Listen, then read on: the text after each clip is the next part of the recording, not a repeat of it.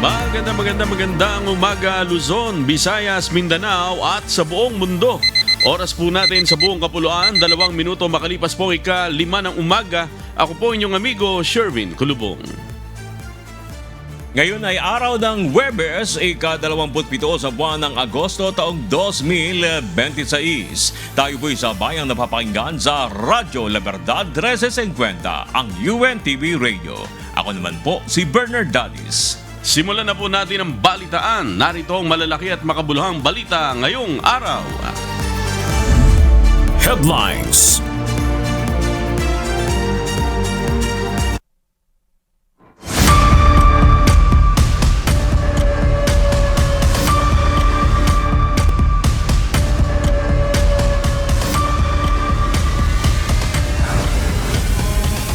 Vice President Sara Duterte, impeachment trial. Sa pagbubukas ng ika-19 na araw ng pagliliti sa impeachment case laban kay Vice President Sara Duterte, wala mang pinangalanan, inisa-isa ni Presiding Officer Senator Judge Francis G. Escudero ang ilang pahayag na na-monitor umano ng korte na posibleng lumabag sa Rule 18 ng impeachment rules. Sa ilalim ng Rule 18, bawal sa senator judges, prosecutors, depensa, respondent at mga testigo ang magkomento sa publiko tungkol sa merito ng nakabinbing impeachment trial. Hindi naman pinag-uusapan dito yung kontrata, pinag-uusapan dito yung banta. Yung banta, nakita nyo sa video, may nagbanta talaga at si Vice President yun, hindi ba? The country witnessed what I have been saying all along. The complaint is not supported by evidence. An impeachment proceeding should be grounded on credible evidence, not speculation, manufactured narratives, or unsupported allegations. The rule of law depends on facts, not fiction. Meron ba talagang ginausap na mamamatay tao? Meron ba talagang mamamatay tao? Napakaliwanag na ho sa sagot dyan. Meron. Ano ho ang prueba natin? Yung tinatawag na admission against interest ng Vice President. Itong mga bank records don't lie. Hindi na ho ito pwedeng maspin. Yan at sabihin gawa-gawa lang ng prosecution ng gobyerno. Itong mga usapin na ang explained wealth ng Vice President. It is clear that the Vice President had a direct hand on this. She signed off to it. No, not just the use, but the way it was liquidated. Yun pong binabanggit ni Attorney Capona na scam. Yun pa rin ho yun. Pagtingin ho namin na inilantad ngayong araw po na ito, yung pagiging scam, iskandalo nitong confidential fund misuse. To us, it's a scam that was masterminded by the Vice President. Nilinaw naman ng presiding officer na hindi na paparusahan ng mga naunang pahayag at ginamit lamang ang mga ito bilang halimbawa ng mga komentong ipinagbabawal. Dahil dito naglabas na ang Senate Impeachment Court ng mas mahigpit na panuntunan at two-strike rule para sa mga susunod na paglabag. Sa unang paglabag ng mga abogado o partido, papatawan sila ng public reprimand o stern admonition sa harap ng korte. Sa ikalawa at mga susunod na paglabag, maaari silang pagmultahin ng hanggang 30,000 piso sa bawat paglabag. Maaari ring limitahan ang kanilang pagsasalita, pag-object o pagtatanong sa mga testigo habang nagpapatuloy ang paglilitis. Paglilinaw pa rin ni Senator Judge Escudero, hindi sakop ng panuntunan ang tagapagsalita ng magkabilang panig kung hindi ito kasama sa kanilang counsel o legal panel.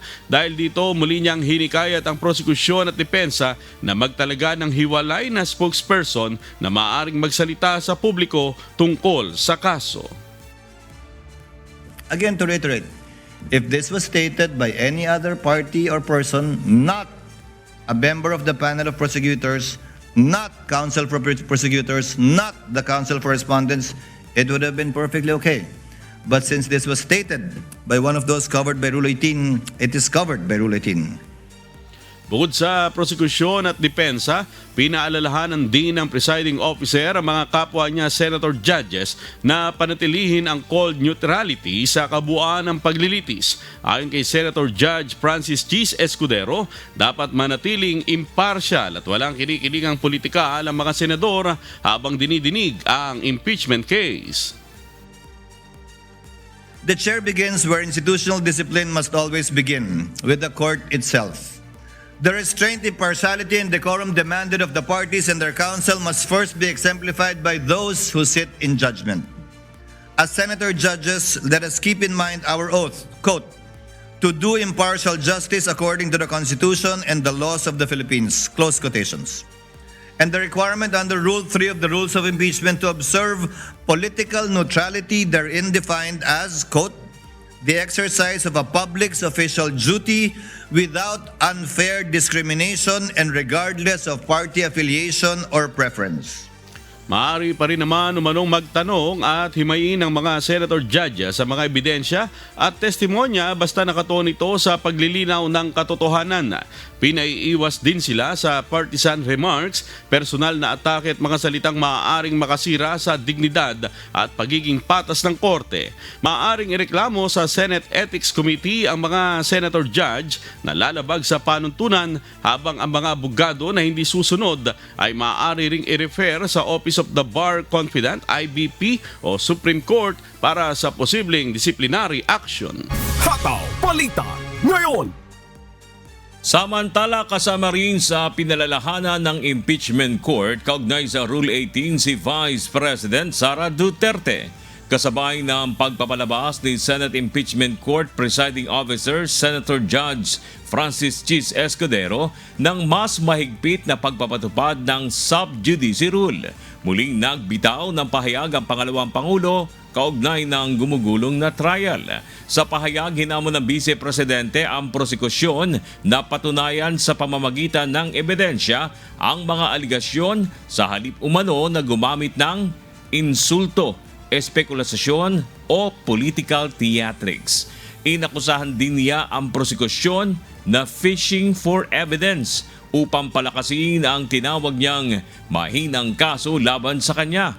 Ipinaabot naman ni Senator Judge Escudero sa Defense Counsel ni BP Sara na sundin ng Vice Presidente ang Rule 18 at umiwas sa public comments tungkol sa merito ng kaso. Hindi napaparusahan si BP Duterte sa naturang pahayag dahil inilabas ito habang inihahayag pa lamang ang bagong ruling ng korte. Gayunman, nagbabala si Senator Judge Escudero na maaari ng aksyonan ng impeachment court at i-refer sa kaukulang bar authorities ang mga susunod na paglabag ng pangalawang Pangulo dahil isa rin siyang abogado. While the presiding officer was delivering its ruling on the applicability, limitation, and who is covered by Rule 18, a statement was issued by the impeached official, the respondent, the Vice President, which clearly is covered by what the ruling earlier given by the presiding officer issued. So, given that it was done while the ruling was being issued, prospectivity would still apply. However, the presiding officer would like to remind through the lead counsel for the respondent, her client, to kindly observe the ruling of the presiding officer as well as the rules of the impeachment court, specifically Article or Rule 18 on the subject matter in regard to making comments on the merits of the case, because henceforth, again, given the prospectivity of the ruling, the necessary actions will be taken against her not only by the court, but also, given that she's a lawyer, via what the presiding officer earlier mentioned in relation to CIPRA and in relation to the Office of the Bar Confidant. Hataw Balita ngayon. Binigyan ng pagkakataon ng Senate Impeachment Court si House Prosecution Counsel Amando Virgil Ligutan na magpaliwanag kaugnay ng kanyang kontrobersyal na post tungkol sa paggamit ng misleading questions. Nagugat ang issue sa palitan ni Prosecution Counsel Lorna Capunan at Defense Counsel Christine Ferrer sa paglilitis noong August 12 kung saan nagpost si Attorney Ligutan at sinabing hindi pinapayagan ng misleading questions kahit sa cross-examination na agad na kinwestiyon ng depensa. Nagresulta rin ito sa paglalabas ng mas mahigpit na panuntunan sa Rule 18 o sub judice rule ng impeachment court. Subalit paliwanag ni Attorney Ligutan na bilang isa ring guro sa halos 20 taon, umiiral umano ang kanyang teacher's instinct kapag may nakikita siyang dapat itama. I have been a lawyer for almost 16 years, but I have been a teacher, an educator for almost 20. That's why I made that post. I was concerned that the statement made in open court that misleading questions are allowed will go unchecked. My teacher's instinct kicked in. Git pa niya, hindi personal na atake ang kanyang post, kundi paglilinaw sa batas na dapat sundin ng lahat. Dagdag pa ni Attorney Ligutan, kailanman ay hindi pinagbabawal ang pagtatama ng mali kahit pa sa loob ito ng impeachment court. Mas nakakabahalaan niya ang hindi pagtanggap ng depensa ng kanilang pagkakamali at sa halip ay ireklamo ang isang abogado at guro na nagtatama sa kanilang maling nasabi. All law students out there, I want them to know that a teacher had heard that wrong statement in open court and he is correcting that mistake on Facebook as I have been doing the past years. To the defense, I shall not name names. I will not put you on the spot. But the post is not about you. It's not personal. It is about the law that we all adhere to. Pinaalalahanan naman siya ni Presiding Officer Senator Judge Francis Cheese Escudero na hindi nahihiwalay ang pagiging guro niya sa kanyang obligasyon bilang counsel sa impeachment court. Hindi na paparusahan si Attorney Ligutan sa naturang post pero maigpit nang ipatutupad ng korte ang Rule 18 sa mga susunod na public statements. Hataw Balita ngayon. Nilinaw ni Office of the Vice President Assistant Secretary Lemuel Ortonio na hindi naging empleyado ng OBP si Colonel Raymond Lachica. Sa pagpapatuloy ng impeachment trial kahapon, ipinaliwanag ni ASEC Ortonio na bagaman dating nagsilbi bilang Vice Presidential and Protection Group si Colonel Lachica, hindi siya empleyado ng OBP. Anya si Colonel Lachica ay inassign ng Armed Forces of the Philippines para maging BP-SPG. What is the employment status of Colonel Lachica in the Office of the Vice President? Colonel Lachica po is the group commander of the VP-SPG and he is not an employee of the OVP, but he has an order coming from the AFP designating him as the group commander for the Vice Presidential Security and Protection Group. Therefore, designation. There You is say an he is not employed. He does not have any employment status in the Office of the Vice President. yes po, Your Honor. Nauna nang inihayag ng AFP na tinerminate na nila ang kanilang investigasyon kay Colonel Lachica hinggil sa umano'y kanyang pagkakasangkot sa confidential fund misuse ng Vice Presidente at ipinaubayan na ito sa Office of the Ombudsman. Si Colonel Lachica ang itinuturong may kaalaman sa detalye kung papaano ginastos ang nasa 125 million pesos na confidential funds ni Office of the Vice President. Hataw Balita ngayon. Tinuligsa ang kawalan ng personal knowledge ni Lemuel Ortonio, Assistant Chief of Staff ni Vice President Sara Duterte sa mga pinagkagasusan ng confidential funds ng kanilang opisina. Samantala, nabanggit naman sa Day 19 ng impeachment trial ang alias na ginamit ni Ninoy Aquino, isang national hero. May hataw na balita si Rosa Licos. Binatikos ng ilang senator judges ang kawalan ng kaalaman ni Lemuel Ortonio kung papaano ginastos ang confidential funds ni Vice President Sara Duterte. Si Ortonio ay Assistant Chief of Staff ng Vice Presidente. Kabilang na rito ang milyong-milyong pisong halaga ng confidential funds na ginamit para sa mga gamot. Una ni Senator Judge Raffy Tulfo, bakit hindi inalam ni Ortonio kung justified ang pagkakagastos nito? Pero tugon ng OVP Assistant Chief of Staff, tiwala ito sa security officer na si Colonel Raymond Dante Lachica na nagpatupad ng sinasabing confidential operations. Mr. Witness, sakitin ba ang marami sa inyong mga informants? May mga malalang sakit ba sila? Sir, that I would have no personal knowledge po, You sir. should. Kasi ito, ang dami. 170,000, 50,000, 200,000 each informant. So para mabigyan nyo ng napakalaking halaga bawat isang informant pambili ng gamot, dapat magtataka ka. Anong gamot kayong bibili nito? Bilang isang intelihenteng tao, I know you're very intelligent, you're very smart. Did you not try to ask? O at least nagtaka? Baka may rheuma, arthritis, nagpapakimo. Should have asked. I trusted what the security officer mentioned to me, sir. Sayang po yung pagkatalino mo rito. Nasira po yung pagiging isang matalino mong tao. Nakakahiya po dun sa mga eskwelahan na kung saan ka nag-aral at nag-graduate. I personally take offense of that comment, sir. I actually just did my duty, sir. At the time, sir, I believe na yun po yung kailangan kong gawin bilang isang empleyado po, sir. And I did my work, sir, based on what was tasked of me.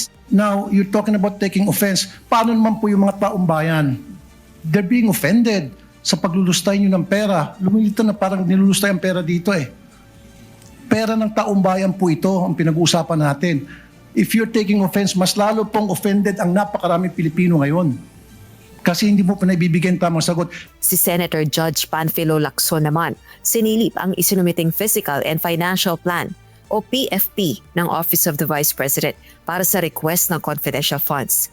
Ayon sa Senator Judge, copy-paste lang ang planong activities noong 2023 mula sa taong 2022. Una-una, regular program, sana man lang, pagdating sa PFP, binago nyo yung nomenclature. Tapos, under the physical target, yung column, sana man lang, binago nyo yung activities. Copy-paste eh. Again, ulitin ko, tingin ko sa inyo, matalinong tao, matalinong witness, anong tingin nyo rito? Kung i-describe nyo in one word. Sir, I cannot... Ako na mag-describe. I think it's stupid. Sana man lang, binago-bago niya ng konti.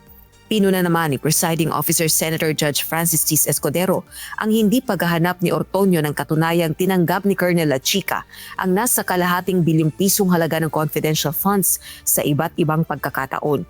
Unang ipinahayag ni Gina Acosta, dating Special Disbursing Officer ng Office of the Vice President, na binawi ni Colonel Lachica ang dokumentong nagpapatunay na tinanggap nito ang pondo matapos maisumite ang mga acknowledgement receipts ng confidential funds. Kung end user si Lachica, bakit niya binawi yung acknowledgement receipt niya nung nagbigay na siya ng mga acknowledgement receipt para sa di umano binayaran niya? Hindi ba dapat tinago niya yun? Kasi nag-disburse si Gina, tinanggap ni Lachica. Kung siya ang end user, tama lang na may acknowledgement receipt siya, ba't niya binawi? Ba't hindi tinago sa file? If Sure, your sir. theory is dinisburse kay Lachica, in-implement ni Lachica, hindi ba kailangan may papel yung dinisbursan na tinanggap niya yung pera? Sir, I did not request for it anymore, sir. Samantala, nabanggit ang mga alias na ginamit ng ilang bayani nang tanungin ni Senator Judge Robin Padilla si Attorney May Divinigracia, Counsel for the Panel of House Prosecutors. Kabilang sa mga issue sa paggamit ng confidential funds ni Vice President Duterte ang mga kakaibang pangalan ng recipients ng pondo. Tila na lecturean din ang history ni Senator Judge Padilla si Attorney Divinigracia. Pero giit naman ang prosekusyon, non-issue para sa kanila kung gumamit nga ba o hindi ng alias sa mga resibo ng confidential funds ang tanggapan ni VP Duterte. Pero tinutulan ito ng Senator Judge. Ito po ang pinakamagandang panahon para maipaalala po sa inyo na ang ating mga bayani ay gumamit ng mga alias. Di Masalang, Siling Labuyo, Tikbalang, Tagailog, May Pag-asa, Buwan, Magdalo, Leon Kilat, Vibora, Lakambini, Paralitiko, Dimas, Alipato, Liwanag, Balite, at marami pa pong iba. Ano po ang kahalagahan dito, palagay po ninyo? First, Your Honor, I cannot comment because I'm not sure of the circumstances surrounding their use of alias. Under the anti-alias law, sir, inaalaw naman po yung paggamit ng alias provided kailangan po nakabanggit din, nakadisclose kung ano yung real name. So it's not completely prohibited. Pakisagot lang po kung narinig nyo na po yung mga alias na yan. Ngayon lang po nyo narinig. Some of it po, Your Ayun. Honor, to be candid, some of it I've already heard. Magmula po 1892 hanggang 1896, ginagamit po nila ang mga alias na yan. But the circumstances then were different because we were Bakit po iba? under... Bakit po iba? Bakit po na iba? May gera po nun, sir, and we were under Wala po ba tayong occupation. gera sa NPA? Ang NPA po, merong mga alias. Meron pong ka-Cobra, ka-Agila, ka-Lawin, ka-Tigre, ka-Kapre, ka-Sirena, ka-Adobo, ka-Sinigang, ka-Pansit, ka-Tinola, ka-Sile, ka-Kamote, ka-Bawang, ka-Maxi, ka-Labuyo. Strictly speaking, Lahat po yan, sir, ginagamit iba po na yung alias. internal armed conflict, iba naman din po yung war. Bakit po na iba? Pareho po itong clear and present danger sa atin. So ang gusto ko lamang pong ipaalam sa ating prosecution na napakahalaga po ng alias sa panahon ng... Gera, sir, Your Honor. Oh.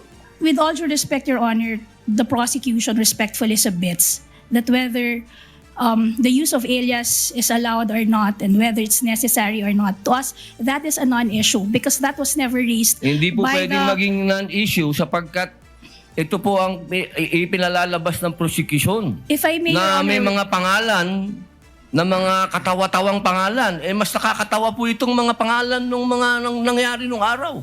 Dagdag pa ni Senator Judge Padilla, maging ang dating senador na si Benigno Ninoy Aquino gumamit ng alias na Marshal Bonifacio. Pero giit ni Senator Judge Bam Aquino na pamangkin ng national hero, walang confidential funds si Ninoy.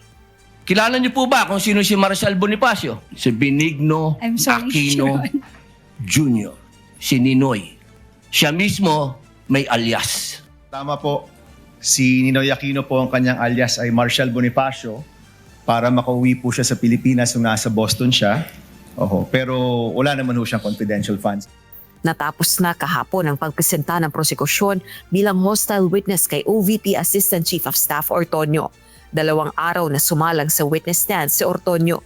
Samantala, nagpahayag ang House Prosecution Team ng kagustuhang maisalang din sa witness stand si Attorney Michael Powa, kasalukuyang lead spokesperson at Defense Counsel ni VP Duterte. Si Attorney Powa ay dating Undersecretary, Chief of Staff at spokesperson para sa Department of Education o DepEd ng si VP Duterte pa ang kalihim nito. Posible yan sa susunod na linggo kung hindi makakaharap ang 2 military officials na nakaschedule munang isalang sa witness stand ng prosekusyon. Rosa Licoz, Zumahataw sa Balita Ngayon.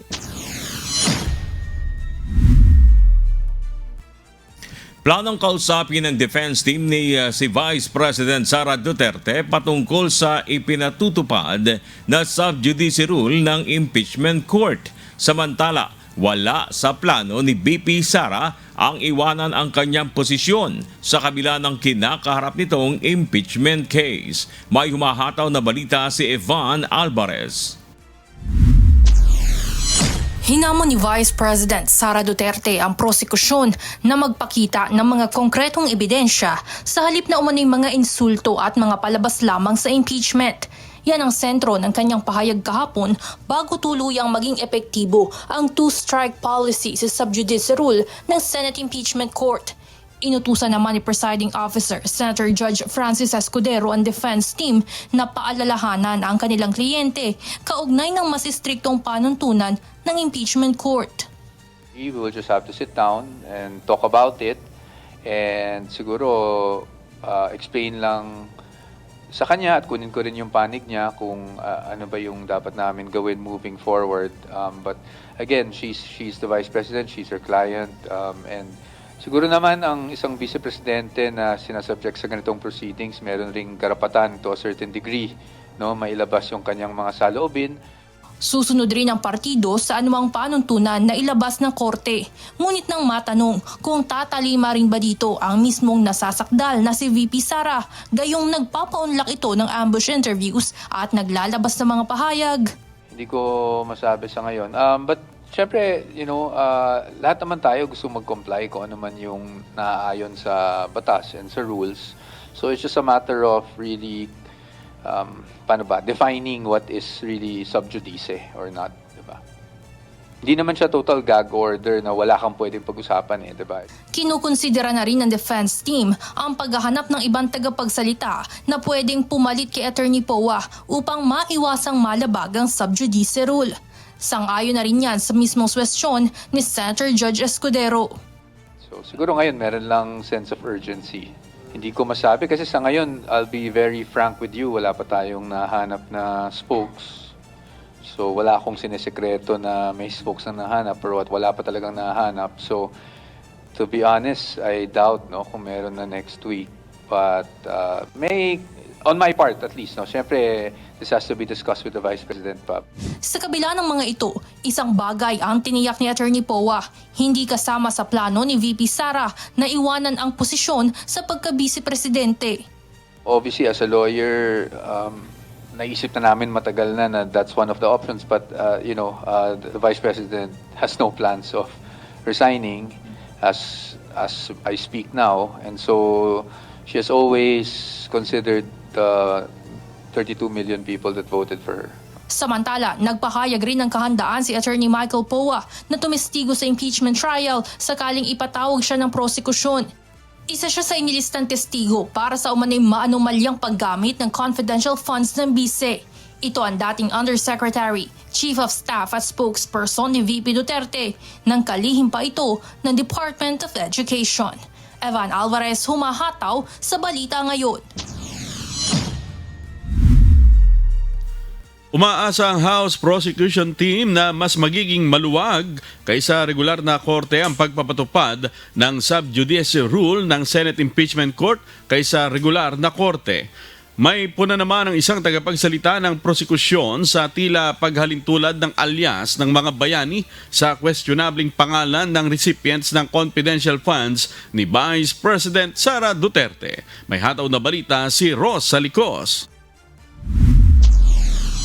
Kahit nagpahayag ng kahandaang sundin ang desisyon ng Senate Impeachment Court kaugnay ng pagpapatupad ng sub judice rule, umaasa ang House Prosecution Team sa mas maluwag na pagpapatupad nito kaysa ipinatutupad sa mga regular na korte. Sa ilalim ng sub judice rule, ipinagbabawal ang paglalabas sa publiko ng mga komento o impormasyon tungkol sa mga merito o laman ng kaso. Sakop nito ang presiding officer, miyembro ng Senado, prosecutors, respondent, defense counsel at mga testigo habang nakabinbin ng impeachment trial.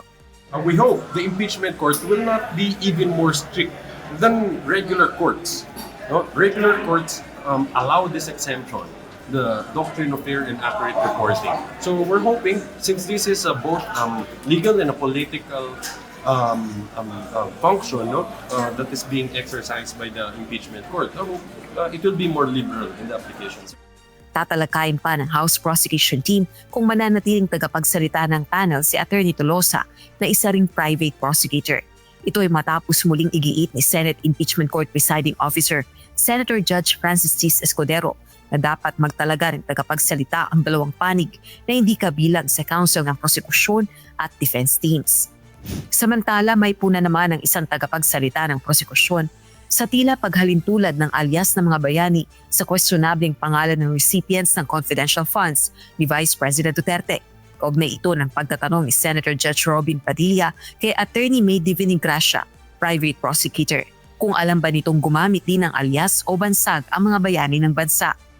To my brother in faith and sitting senator, I think those national heroes whose aliases were referenced would be probably rolling in their graves to be put them on the equal footing as Miko Harina, as Andilim, as Miss Ngit-Ngit is already again an insult to the sacrifices they have made for this country.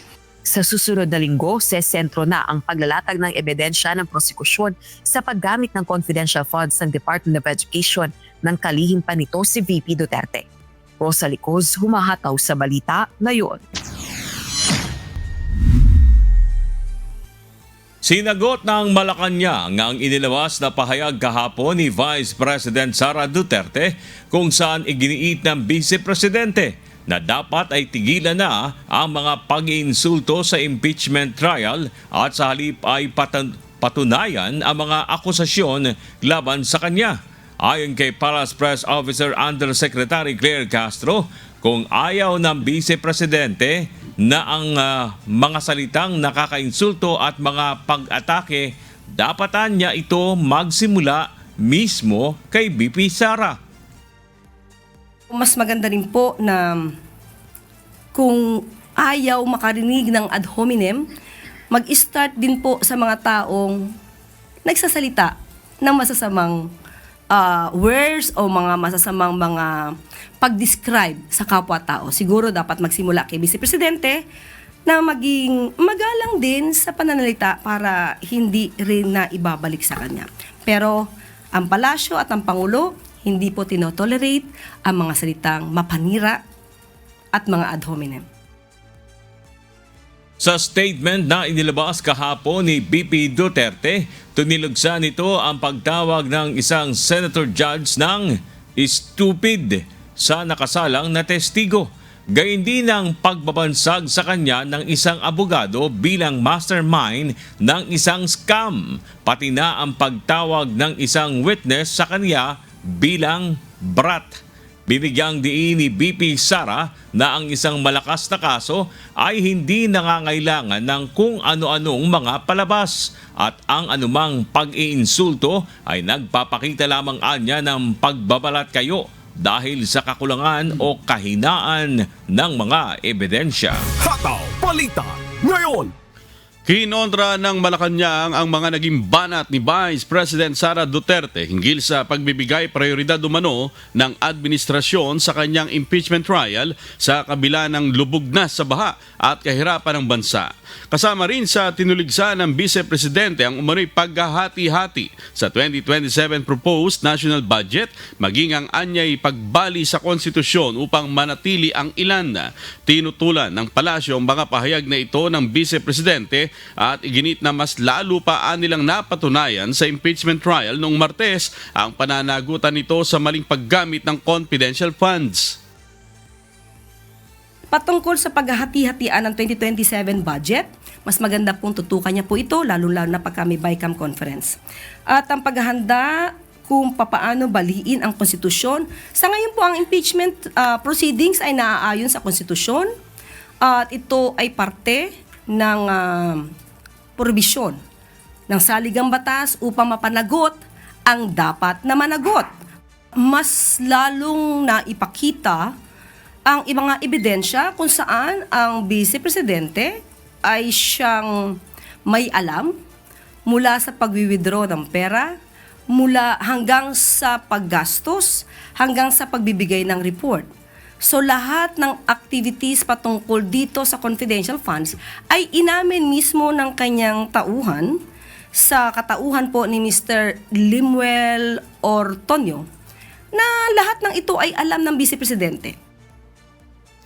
Samantala, nilinaw din ng palasyo na wala sa isip ni Pangulong Ferdinand Marcos Jr. na manatili sa pwesto. So kaninong administrasyon yung gusto niyang manatili, sinasabi niya manatili? Kasi on the part of our president, hindi iyan ang nasa isip ng Pangulo.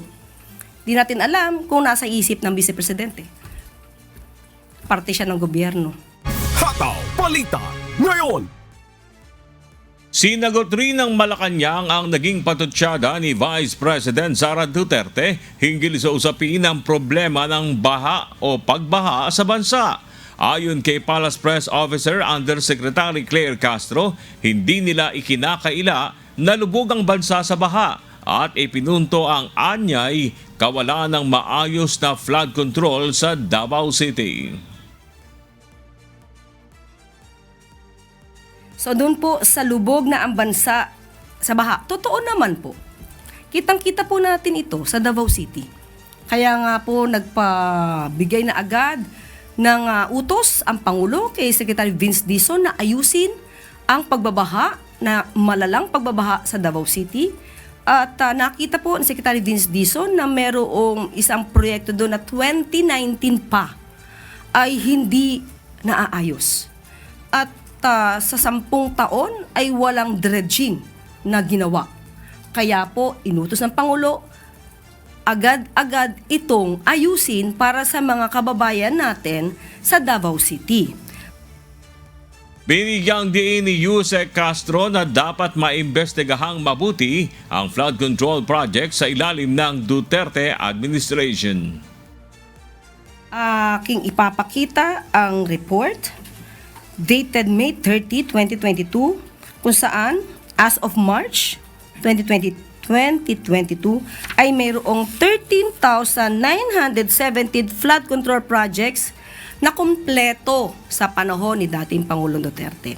So dapat po talaga itong makita at nakikipag-ugnayan din po tayo sa DPWH na dapat natin malaman kung ito ba ay numero lamang o totoong mga nag-i-exist.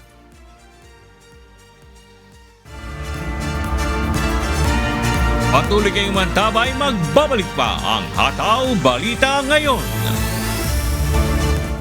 Posibleng sumailalim sa operasyon si Senator Jinggoy Estrada dahil sa napunit na meniscus sa kanyang kaliwang tuhod. Ayon sa doktor, complete tear sa root ng meniscus ang nakita sa MRI ng senador at karaniwang operasyon ang inirekomendang treatment sa ganitong uri ng injury. May hataw na balita si Ryan Lacanlale. Pansamantalang inilabas ng kulungan kahapon si Senator Jinggoy Estrada at dinala sa isang pribadong pagamutan sa San Juan City para ipasuri ang kanyang iniindang osteoarthritis o ang pananakit ng kanyang kanang tuhod.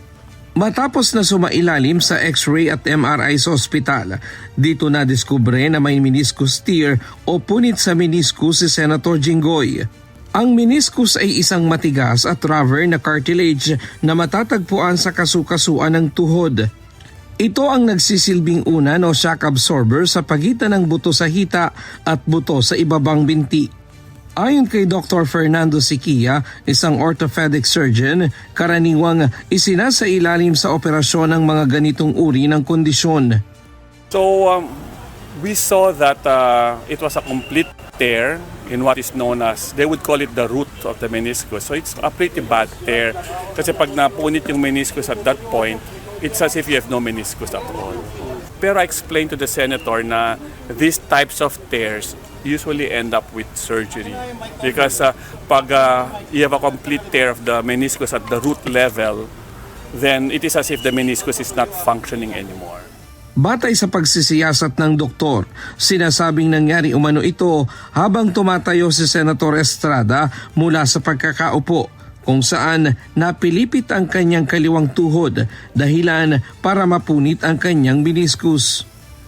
Sa ngayon, binigyan muna ang senador ng gamot na kanyang iinumin upang maibsan ang pananakit at pamamaga ng kanyang tuhod.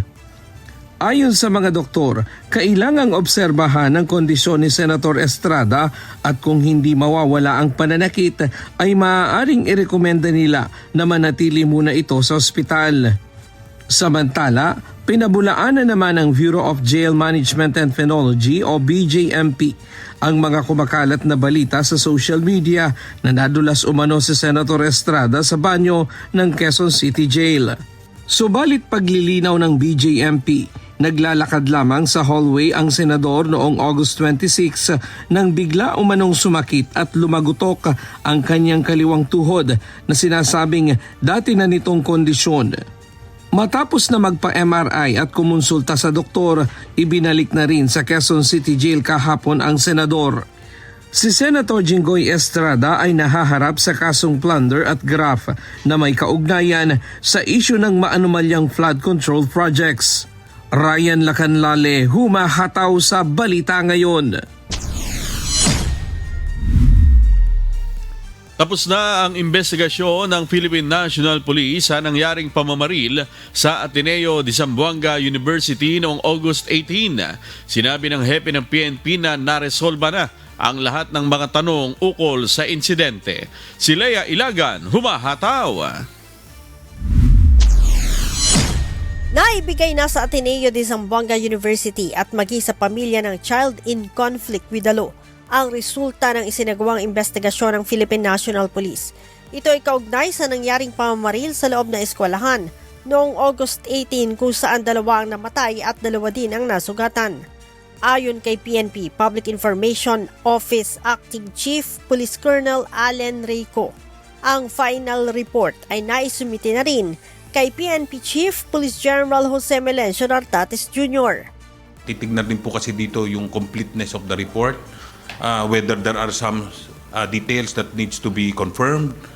Lahat po ito ititignan, and then of course upon the approval of the chief, it will be released for consumption po ng concerned individuals or institutions.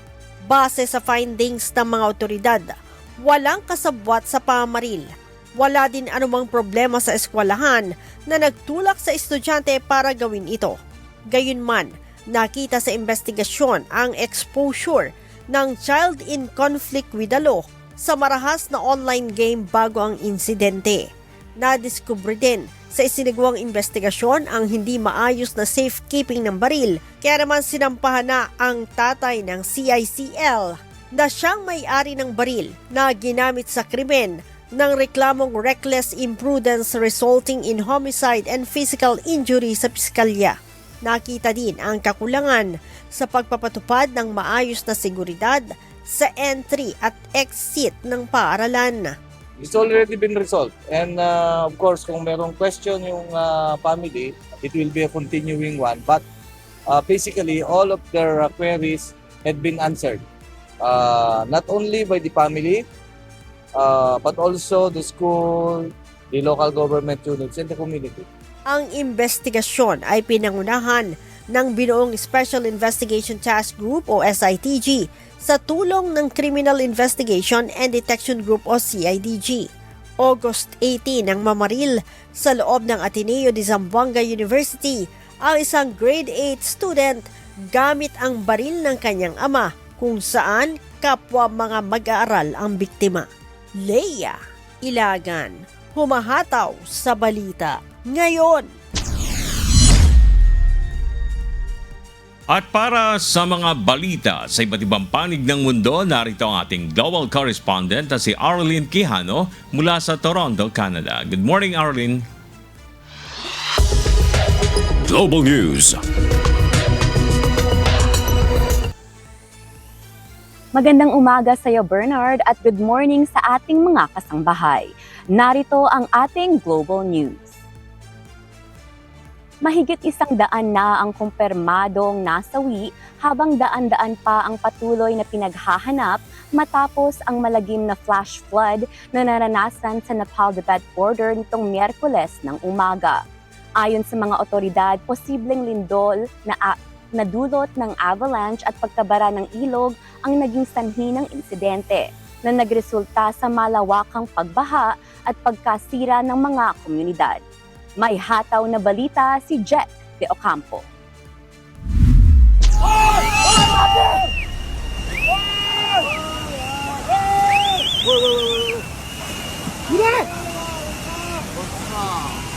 Malakas ang naging pagragasa ng magkahalong tubig at putik sa mga komunidad sa Northern Nepal na nagbaon sa daan-daang turista na nasa lugar umaga ng Miyerkules, August 26.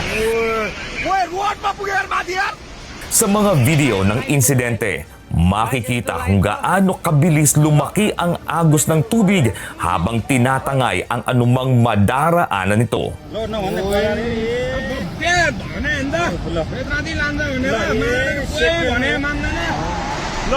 May mga residenteng nagtatakbuhan palayo sa umaapaw na ilog habang ang iba ay nagmamadaling lumikas gamit ang kanilang mga sasakyan. Sa isa pang video na kinunan mula sa loob ng isang bus sa Trishuli, makikita ang mga taong tumatakbo at mga sasakyang nagmamadaling makalayo habang mabilis na sumusunod ang rumaragasang tubig. Ayon sa paunang investigasyon, isang magnitude 4.4 na lindol ang naitala bago ang sakuna. Sinabi ng Foreign Minister ng Nepal na posibleng nagdulot ito ng avalanche ng yelo at bato na bumara sa ilog. Naipon umano ang tubig na pansamantalang nabarahan ng mga bato bago ito biglang bumigay at magdulot ng malakas na agos ng tubig, putik at debris pababa sa mga komunidad. Patuloy pa rin bineberipika ng mga eksperto ang eksaktong sanhi ng sakuna. Sa lakas ng pagragasa ng tubig, maraming infrastruktura ang nasira.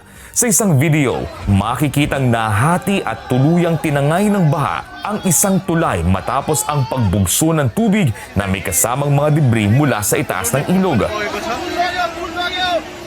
May isa pang tulay sa downstream na nasira rin matapos ang rumaragasang tubig at mga bahagi ng nauna ng nasirang tulay.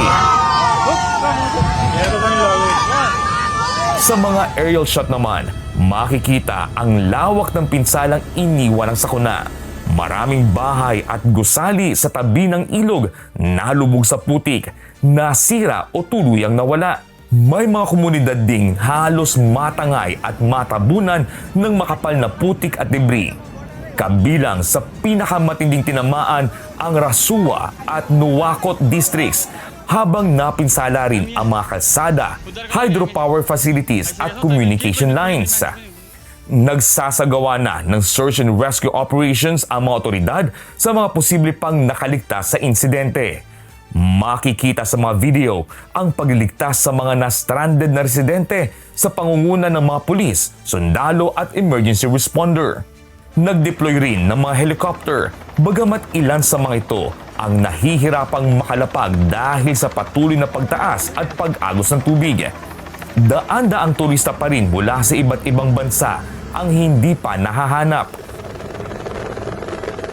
Sa pinakahuling tala ng Nepal Tourism Board, aabot sa mahigit 400 turista ang nawawala, kabilang ang 384 foreign nationals mula sa 26 na bansa. Kabilang dito ang turista mula sa India, United States, Australia, Netherlands, Malaysia, United Kingdom at South Africa, habang may mga nawawala rin mula sa iba pang mga bansa. Iniulat din ng South Korean Foreign Ministry na 8 South Korean nationals na nagtatrabaho sa isang hydropower project ang hindi makontak. Sinabi naman ni Nepal Prime Minister Balendra Shah na nabigla at lubhang nalungkot ang buong bansa sa malawakang pagkawala ng buhay at ari-arian. Aniya, agad na ipinakilos ng pamahalaan ang lahat ng available na resources para sa rescue operations. Sa Tibet, isang autonomous region na sakop ng China, nagpakilos na ng daan-daang emergency personnel kasama ang mga drone at iba pang rescue equipment. Iniutos na rin ni Chinese President Xi Jinping ang all-out search and rescue operation para hanapin ang mga nawawala at maiwasan ang karagdagang casualties. Itinuturing ang sakuna na pinakamapinsalang kalamidad sa Nepal mula nang yumanig ang magnitude 7.8 earthquake noong 2015 na kumitil sa halos 9,000 buhay. Habang patuloy ang paghahanap sa mga nawawala, nagbabala ang mga otoridad sa posibilidad ng panibagong pagbaha dahil sa isa pang natuklasang pagkabara sa ilog sa upstream area. Jack De Ocampo, humahataw sa balita ngayon.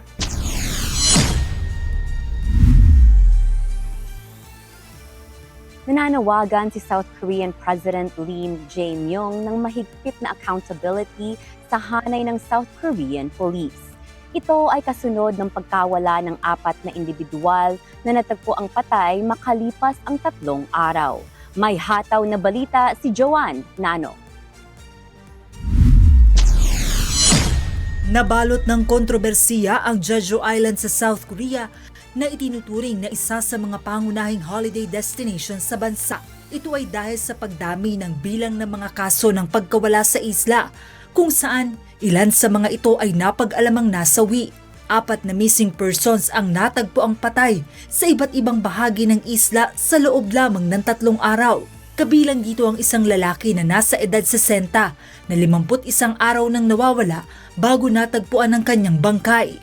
Nauna umanong isinara ng isang police officer ang kaso matapos sabihing ligtas ang lalaki at ayaw lamang ipaalam sa pamilya ang kanyang kinaroroonan. Naging sentro naman ng kontrobersiya ang kaso ng 37 anyos na si Jang Miran. Nawala si Jang noong Mayo Pero isinara rin umano ng parehong police officer ang kaso nang hindi personal na nakumpirmang ligtas ito. Sinabi pa umano ng police officer sa boyfriend ni Jiang na nakausap niya ito sa telepono, bagay na pinaghihinalaang hindi namang totoong nangyari. Matapos ang panibagong paghahanap, natagpuan ang bangkay ni Jiang sa isang palm tree farm halos 3 buwan mula nang mawala ito. Dahil dito inaresto ang police officer na kinilala sa apelyidong Bu dahil sa pinaghihinalaang dereliction of duty, falsification of official electronic records at obstruction of official duties. Itinanggi naman ng police officer ang mga paratang at iginiit na nakontak niya ang mga nawawalang tao. Naungkat din ang 278 iba pang missing person reports na hinahawakan ng naturang opisyal. Sa bilang na ito, nasa 10 kaso ang sinusuri ng mga otoridad dahil sa posibleng irregularidad sa umano'y pagkakasara ng mga ito. Dahil dito nanawagan si President Lee Jae-myung ng mas malaking pananagutan sa hanay ng pulisya. Ayon kay Lee, seryosong problema na ang nakikitang pagkawala ng disiplina at kawalan ng pananagutan ng ilang pulis pagdating sa public safety. Aniya, kailangang palakasin pa ang kapangyarihan ng pulisya sa ilalim ng mga reforma sa criminal investigation, kaya't dapat tumbasan ito ng mas malaking responsibilidad. Patuloy namang iniimbestigahan ng mga otoridad ang mga kaso habang inatasan na ang pagrepaso sa lahat ng missing person report sa isla. Tiniyak din ng National Police Agency ang mga pagbabago sa sistema, kabilang ang paghingi ng approval ng supervisor bago tuluyang maisara ang isang missing person case upang hindi na maulit ang kaparehong insidente. Joan Nano, humahataw sa balita ngayon.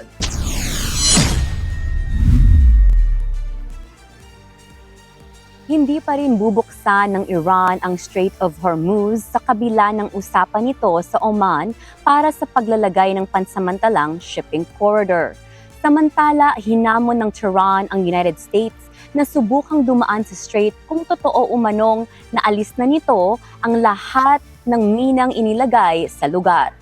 May hataw na balita si James Bontuyan.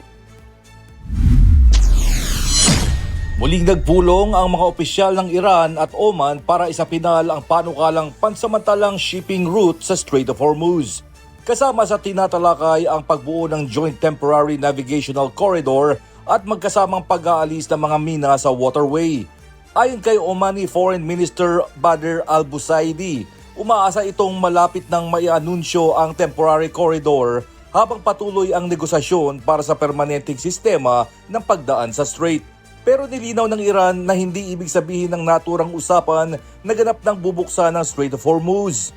Mananatili umanong sarado ang waterway hanggat patuloy ang US naval blockade sa mga Iranian port at hindi tinutupad ng Washington ang mga napagkasunduan sa naunang Memorandum of Understanding. Ayon kay Iranian Deputy Foreign Minister Kazim Garibabadi, hindi rin papayagan ang mga military vessel na dumaan sa strait.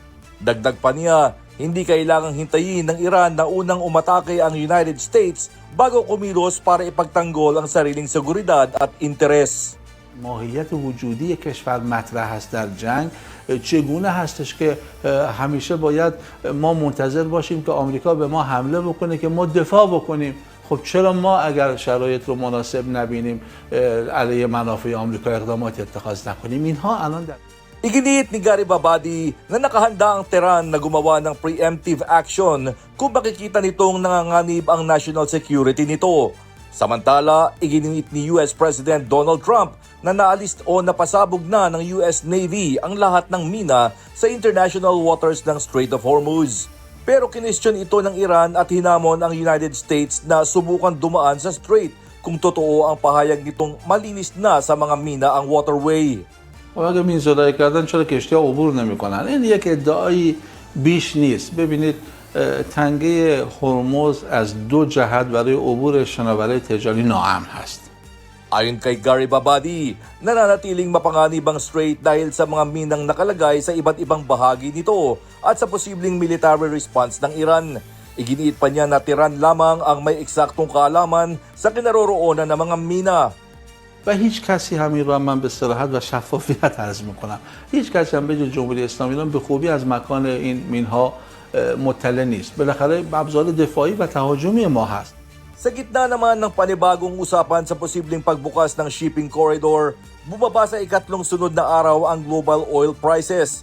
Halos 3% ang ibinaba ng Brent crude at West Texas Intermediate habang umaasa ang merkado na maaaring humupa ang tensyon sa Strait of Hormuz. James Bontuyan, humahataw sa balita ngayon.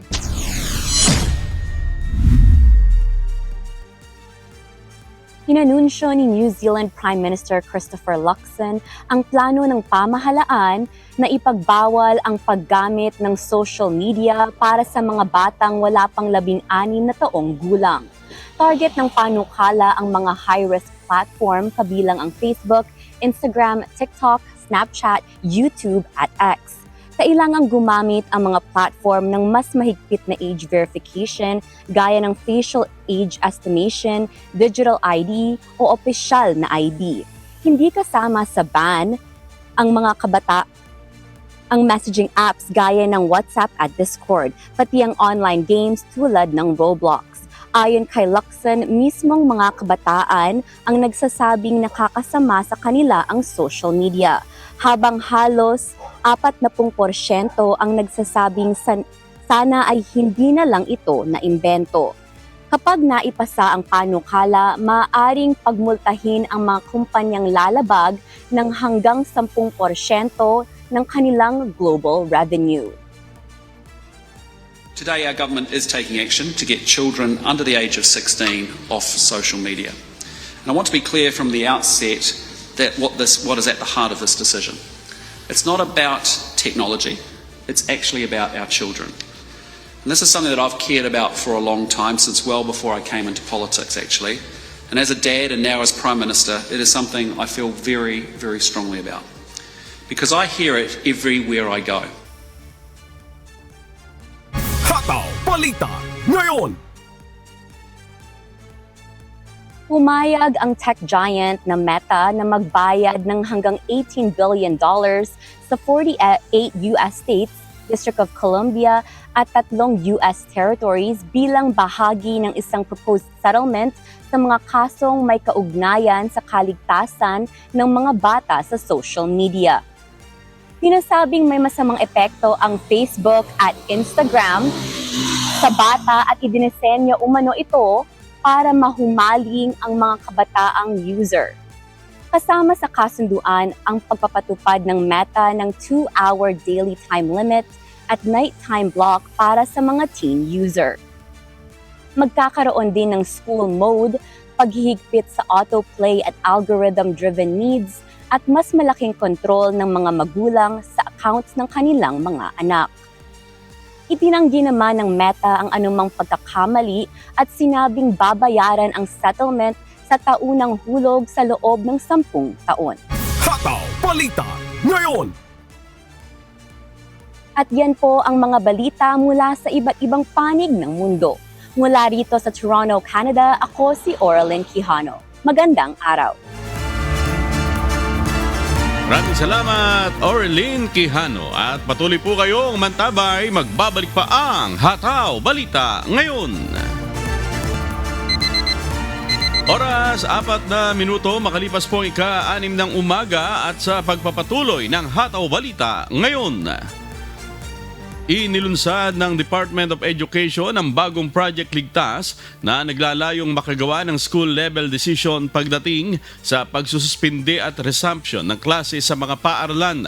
Ayon kay DepEd Undersecretary for Governance and Operations Malcolm Garma, idinisenyo ang Project Ligtas upang makapag-provide ng mas localized at science and data-based information na makakatulong sa mga otoridad para matukoy kung dapat na suspindihin o i-resume na ang klase. Depende sa sitwasyong nakakaapekto sa mga eskwelahan. Ang Project Ligtas o Learning Institution Geohazard Tracking and Assessment for Safety ay isang AI-generated multi-hazard analytics and risk management platform na dinevelop ng Disaster Risk Reduction and Management Service ng DepEd, katuwang ang Education Center for AI Research. Hataw Balita ngayon! Ini-activate na ng Department of Health ang nasa 33 pang mga DOH hospitals sa bansa para lagyan ng fast o express lanes sa gitna ng dumaraming kaso ng leptospirosis. Bukod sa Metro Manila, ilan pa sa mga DOH hospital na ini-activate para sa fast lane ay mga public hospital mula sa Ilocos Region, Cordillera Administrative Region at Central Luzon Region. Lain itong tugunan ng dumaraming mga pasyente na may leptospirosis kung saan punuan na ang ilang mga ospital gaya ng San Lazaro at NKTI. Iniayos na rin ng DOH ang kanilang patient navigation at surge capacity management upang mailipat ang ibang mga pasyente sa iba pang mga ospital at maiwasan ang pagsisiksikan. Tiniyak naman ng pamahalaan na nakahanda ang lahat ng DOH hospitals at yakap clinics na asikasuhin ang mga kababayan nating nagkaroon ng exposure sa baha na nangangailangan magpakonsulta. Regional News. Tiniyak ng Department of the Interior and Local Government o DILG na hanggat maaari ay walang mangyayaring gulo sa gagawing kauna-unahang Bangsamoro parliamentary election sa susunod na buwan. Kahapon natapos na ang huling command conference ng ahensya para sa paghahanda sa nasabing halalan. May hataw na balita si Dante Amento. Konti-konti na lang, fine-tuning na lang to make sure that nothing happens again. Mananagot ang may kapabayaan kapag nagkaroon ng kaguluhan ang unang Bangsamoro parliamentary election sa darating na September 14, partikular ang mga naka-duty sa araw ng halalan. Ito ang binigyang diin ni Department of the Interior and Local Government o DILG Secretary Junvic Rimulya sa Final Command Conference kaugnay ng eleksyon sa Parang Maguindanao del Norte. Anya hindi dapat maulit pa ang nangyaring pananambang kay Chief Minister Abdul Rauf Makakua kamakailan. I will hold each and every police officer here accountable. That if any violence happens in these coming elections, you will be accountable to me and the Chief PNP. Dumalo sa pagpupulong ang buong miyembro ng Commission on Elections o COMELEC and Bank. Gayon din si Philippine National Police o PNP Chief General Milencio Nartates Jr. at Armed Forces of the Philippines o AFP Chief of Staff Antonio Nafarete. Ayon kay PNP Chief Nartates, hindi bababa sa 10,000 pulis ang itatalaga sa lugar. Bukod pa ito sa mga tauhan ng AFP at Philippine Coast Guard. Dagdag pa nito, 10 araw bago ang eleksyon ay nakadeploy na ang mga PNP personnel. Pinare-resolba din ng PNP ang ambush kay Makakua. I already directed the regional director and all of the national support units to gear them together to come up with a resolution of that incident. Samantala, muli namang tiniyak ng COMELEC sa mga residente ng Bangsamoro na tuloy ang halalan. Hindi na pwedeng mapuspone ang eleksyon dahil ilang beses na rin itong naipagpaliban. Tuloy ang halalan sa Bangsamoro hanggang ang COMELEC kasama ang iba't ibang ahensya ng pamahalaan. Dante Amento, humahataw sa balita ngayon. Aabot sa higit 3,000 trabaho ang inilapit ng Technical Education and Skills Development Authority o TESDA para sa mga kababayan natin sa Bataan, kalinsabay ng isinagawang World Cafe of Opportunities. Ito ay bahagi ng selebrasyon na ika-32 taon ng TESDA TechVoc Day. May humahataw na balita si Mel Aquino. Sinamantala ng ating mga kababayan mula sa Bataan ang pagkakataon na makahanap ng trabaho sa idinaos na job fair ng Technical Education and Skills Development Authority o TESDA kahapon para sa mga Bataenyo na naghahanap ng trabaho, kung saan nasa 23 kumpanya ang nakilahok sa job fair. Kabilang sa mga trabahong inialok ang waiter, bartender, service crew at iba pa. May oportunidad rin na ini-offer para sa mga gustong magtrabaho sa abroad, gaya ng driver, machine operator at heavy equipment operator. Isa si Patrick Apable sa maswerteng na hired on the spot sa kanyang inaplayan bilang machine operator. Lubos na nagpapasalamat si Patrick dahil matagal na rin aniya siyang walang trabaho at aminadong mahirap na umasa lamang sa kanyang mga magulang at mga kapatid tuwing may pangangailangan.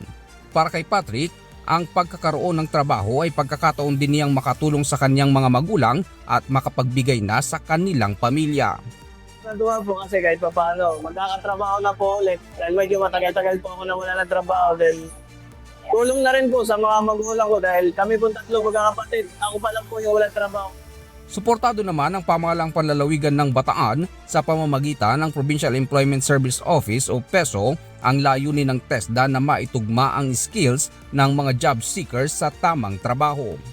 Ayon sa mga opisyal, mahalaga ang pagtutulungan ng TESDA, PESO at pamahalaang panlalawigan upang mas maraming Bataenyo ang magkaroon ng disenteng hanap buhay at makatulong sa kani-kanilang pamilya.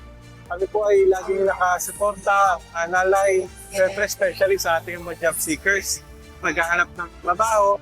At syempre hindi lang ito basta trabaho, ibibigay natin yung tamang trabaho sa kanila na angkop sa tamang skills. Ito yung isa sa maparaan para mabigyan natin ng magandang trabaho yung ating kababayan. At the same time, syempre makatulong sa kanilang mga pamilya.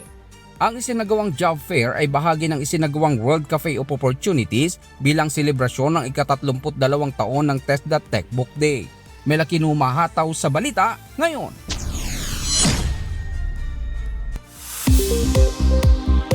Weather News.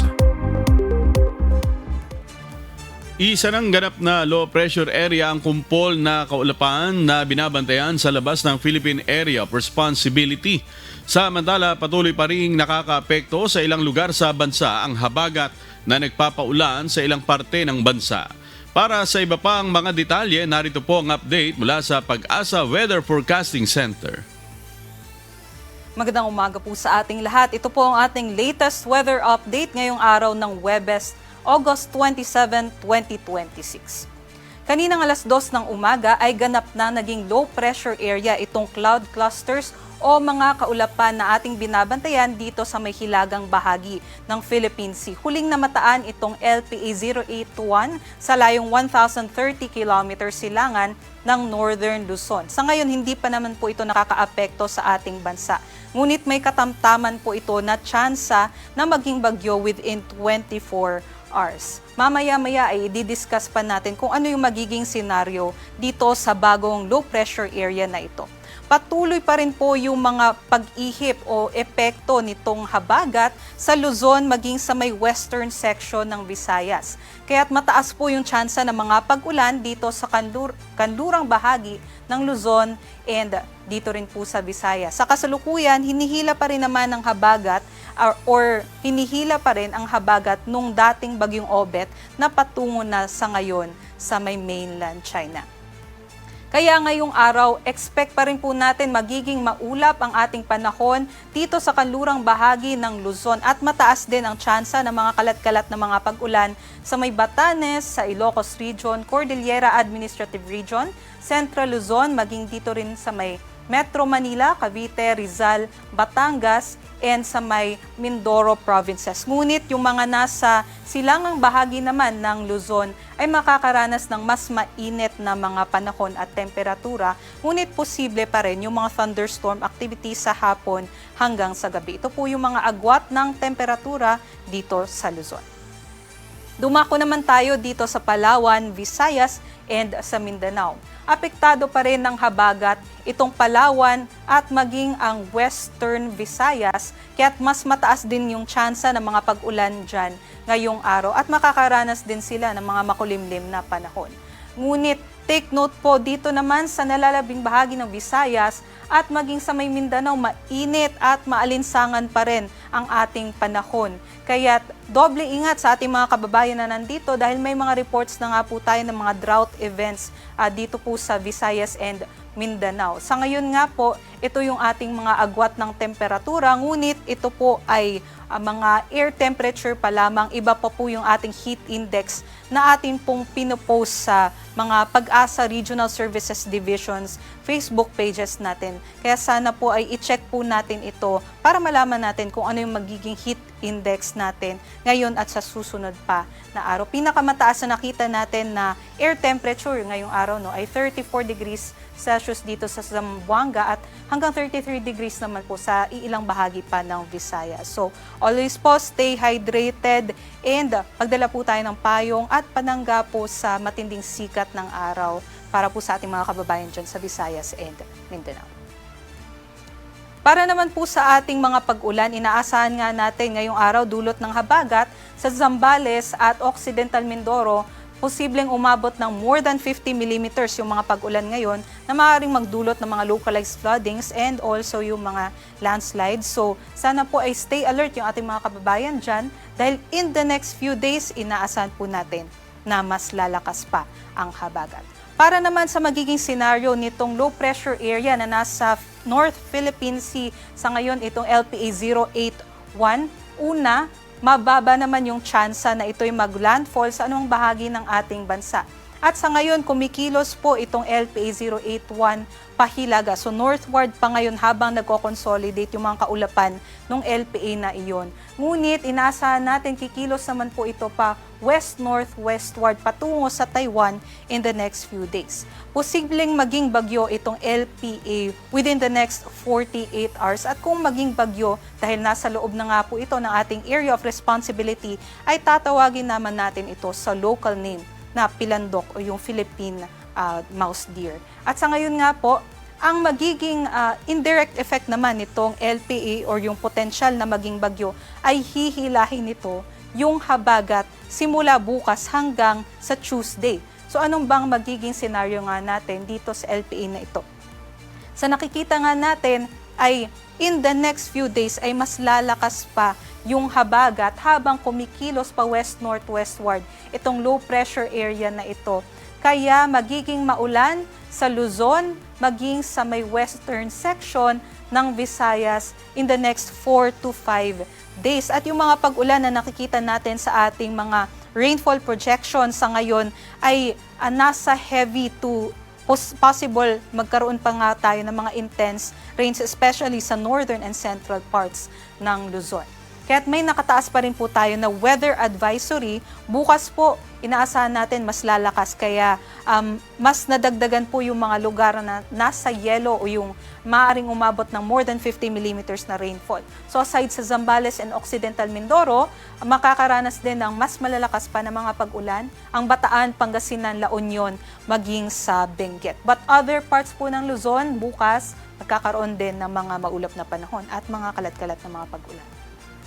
Pagsapit naman po ng Saturday, mas lalakas pa yung mga pag-ulan natin. Kaya't may nakikita na nga tayo ng mga lugar na possible na umabot ng hanggang 200 millimeters sa mga pag-ulan. Dito yan sa Zambales, Bataan at Occidental Mindoro. Nadagdagan din yung mga lugar na posibleng magkaroon ng more than 50 millimeters na mga pag-ulan. Yung mga probinsya po natin sa Abra, Ilocos Sur, La Union, Pangasinan, Benguet, Nueva Ecija, Tarlac, Pampanga, Bulacan, Rizal, maging sa Metro Manila, Cavite, and Batangas. Ang nakikita natin ngayon na mga critical time dun sa mga pag-ulan natin ay between Saturday and Sunday and posible pang magpatuloy yan hanggang Tuesday. So doble ingat sa mga posibilidad ng mga pagbaha at pagguho ng lupa. And ito nga po magiging senaryo sa LPA na magpapalakas sa habagat ay maaari pa din namang magbago. So always din i-check yung ating mga latest weather updates galing dito sa Pag-asa. Para naman sa kalagayan ng ating karagatan, wala naman po tayong nakataas na gale warning. So pwede nang maglayag yung lahat ng ating mga mangingisda. At napanood po natin ang update mula kay Pag-asa Weather Specialist Lian Loreto. Tandaan, sa bawat araw na ating nasisilayan, tayo magpasalamat sa Diyos na may lalang. At sa aming ibabahaging mga salita ng Diyos na ating sandigan, mula sa Aklat ng Santiago, Kapitulo 1, talatang 3 hanggang 4 na nagsasabi, Yamang nalalaman na ang pagsubok sa inyong pananampalataya ay gumagawa ng pagtitiis at inyong pabayaan na ang pagtitiis ay magkaroon ng sakdal na gawa upang kayo'y maging sakdal at ganap na walang anumang kakulangan.